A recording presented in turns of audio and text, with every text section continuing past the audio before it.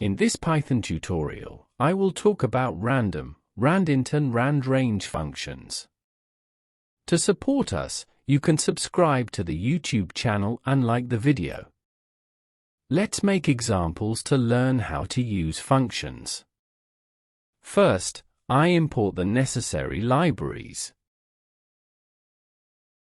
I will create a float variable. I assign the variable to the random function. I print the variable to the console screen. The random function produces random numbers between 0 and 1 each time. I run the code several times. Let's make an example using the Randint function. Two integer values are sent to the function.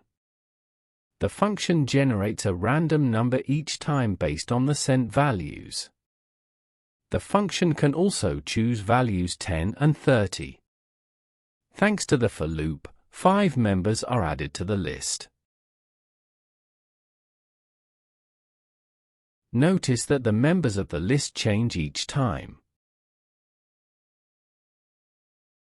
Let's make an example using the Randrange function. Two values are sent to the Randrange function, as in Randint. A random number is generated among the sent values. In randomly generated numbers, the second value sent to the Randrange function cannot be preferred. Therefore, in this example, the value 5 cannot be generated randomly.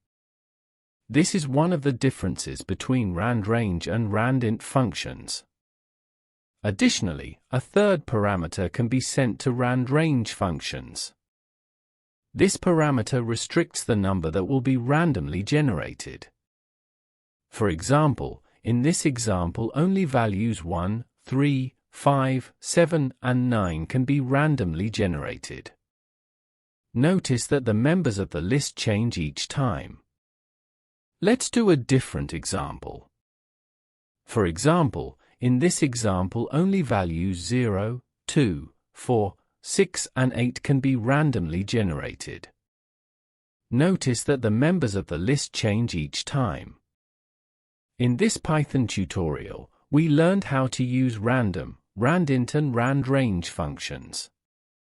To support us, you can subscribe to the YouTube channel and like the video.